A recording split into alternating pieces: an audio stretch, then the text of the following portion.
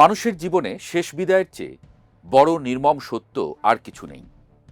কিন্তু সেই কফিনের শেষ মুখটা দেখার জন্য যখন জেলের লোহার শিক গলে মাত্র কয়েক ঘন্টার হাতকড়ামুক্ত আলো মেলে, তখন মানুষের নিয়তি যেন পাথরের চেয়েও ভারী হয়ে ওঠে। ঢাকার জুরাইন কবরস্থানে বৃহস্পতিবার এক প্রবীণ আইনজীবীর দাফন শেষ হল। তার নাম ব্যারিস্টার তৌফিক নেওয়াজ। তিনি সাবেক শিক্ষামন্ত্রী ডাক্তার দীপু মনির স্বামী। কিন্তু আলোচনা অন্য জায়গায়। সেদিন সকাল থেকে সন্ধ্যা পর্যন্ত মাত্র 12 ঘন্টার জন্য ডাক্তার দীপু মনিকে জেলের বাইরে আনা হয়েছিল একটা বিশেষ আইনি নিয়মে, যাকে বলা হয় প্যারোল। স্বামীর নিথর দেহটা শেষবারের মতো ছুঁয়ে চোখের পানি মুছতে মুছতেই তিনি আবার ফিরে গেছেন চার দেয়ালের সেই চেনা অন্ধকারে। আপনি হয়তো ভাবছেন অপরাধ করেছে তাই জেলে আছে। রাজনৈতিক ক্ষমতার পালাবদলে এমনটাই তো নিয়ম। কিন্তু এই স্বাভাবিক নিয়মের আড়ালে আইনের কিছু প্যাঁচ আমরা খেয়াল করছি না। যেমন ডাক্তার দীপুমণি কিংবা রমেশচন্দ্র সেনের মতো প্রবীণ নেতাদের বয়স এখন কারোরই 70 বা 80-র নিচে না। সবচেয়ে বড় আইনি সত্যটা কি জানেন? তাদের কারোরই এখনো আদালতে কোনো অপরাধ প্রমাণ হয়নি, কোনো শাস্তি জারি হয়নি। তারা সবাই এখনো কেবল বিচারাধীন আসামি। অথচ গত কয়েক মাসে এই প্রবীণ মানুষদের অনেকেই জেলের ভেতরে একের পর এক লাশের খাটিয়ায় চড়ে বের হচ্ছেন। কেন জেলের ভেতরে প্রবীণ কয়েদিদের মৃত্যুর মিছিল বাড়ছে?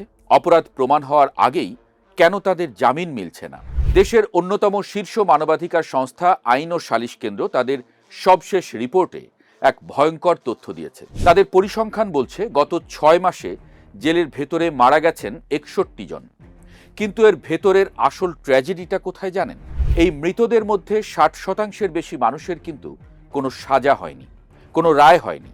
যাদের বিরুদ্ধে আদালতে কোনো অপরাধী প্রমাণ হয়নি, তারা স্রেফ বিচারাধীন মামলার আসামি হিসেবে জেলের ভেতরে ধুঁকে ধুঁকে মারা গেছেন।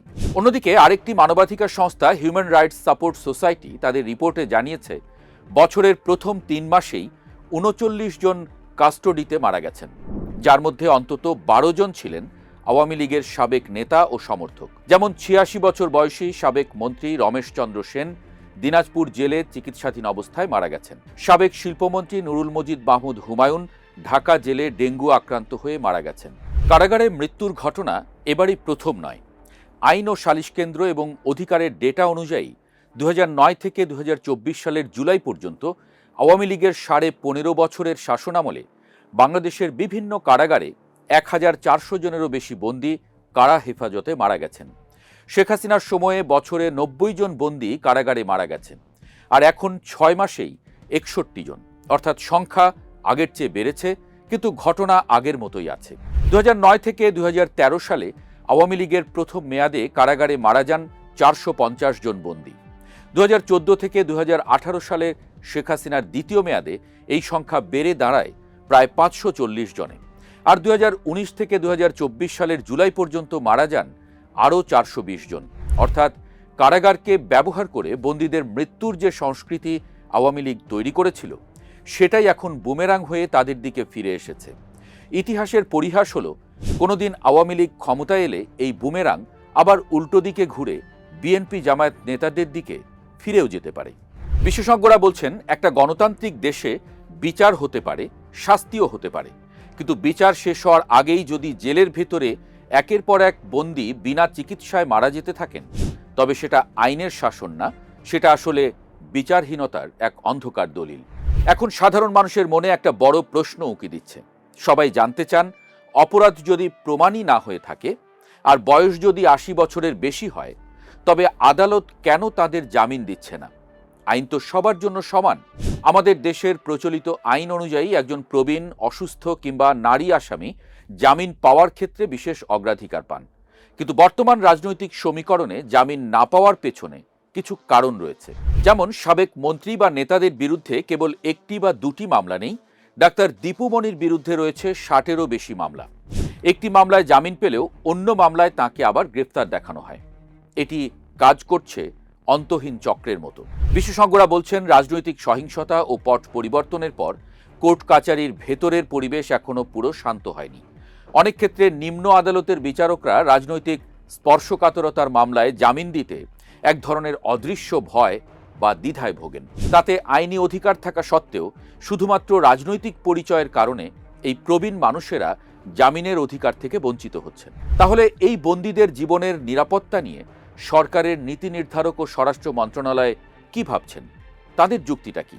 সরকার এবং কারা কর্তৃপক্ষের দাবি সম্পূর্ণ আলাদা।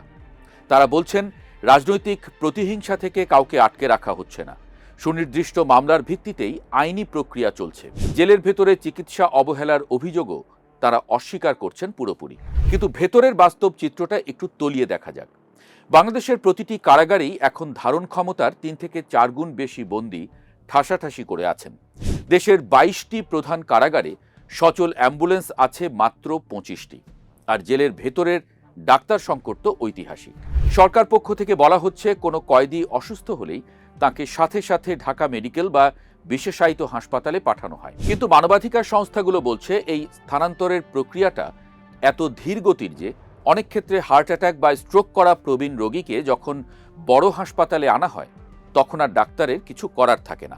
এই জটিল মানবাধিকার পরিস্থিতি নিয়ে দেশের শীর্ষ আইনি বিশ্লেষক এবং সুপ্রিম কোর্টের প্রবীণ আইনজীবীরা বলছেন, ডাক্তার দীপু মণিকে যেভাবে তার স্বামীর জানাজার জন্য 12 ঘন্টার বিশেষ প্যারোল দেওয়া হয়েছে, এই মানবিক দৃষ্টিভঙ্গিটা আরও বাড়ানো দরকার। শুধু জানাজা বা মৃত্যুর পর না, যখন একজন প্রবীণ বা 70 বছরের বেশি বয়সী কয়েদি জেলের ভেতরে মৃত্যুর মুখোমুখি হন, তখন তাকে উন্নত চিকিৎসার জন্য বা পরিবারের কাছে থাকার জন্য মানবিক প্যারোল বা অন্তর্বর্তীকালীন জামিন দেয়া আদালতের নৈতিক দায়িত্ব। সংবিধান বিশেষজ্ঞরা মনে করিয়ে দিচ্ছেন, সংবিধানে বলা আছে আদালতে দোষী প্রমাণিত হওয়ার আগ পর্যন্ত প্রতিটি মানুষই নির্দোষ। তাই গুরুতর অসুস্থ কয়েদিদের জন্য প্রতিটি কেন্দ্রীয় কারাগারে একটি স্বাধীন ও আধুনিক মেডিকেল সেল গঠন করতে হবে, যেখানে কোনো রাজনৈতিক দলের চশমা দিয়ে না, কয়েদিকে স্রেফ একজন মুমূর্ষু রোগী হিসেবে সর্বোচ্চ চিকিৎসা নিশ্চিত করা হবে। আইনের চোখে অপরাধীর শাস্তি হওয়া উচিত, এটা নিয়ে কোনো দ্বিমত নেই। কিন্তু বিচার প্রক্রিয়ার নামে যদি প্রবীণ মানুষদের বিনা চিকিৎসায় জেলের ভেতরেই মৃত্যুর কোলে ঢলে পড়তে হয়, তবে সেটা আমাদের পুরো বিচার ব্যবস্থার উপর একটা বড় প্রশ্ন এঁকে দেয়। ডাক্তার দীপু মণি 12 ঘন্টার প্যারোল শেষে আবার অন্ধকার সেলে ফিরে গেছেন। কিন্তু আমাদের রাষ্ট্র কি পারবে এই আইনি জটিলতার দেয়াল ভেঙে প্রতিটি নাগরিকের বাঁচার ন্যূনতম অধিকারটুকু নিশ্চিত করতে?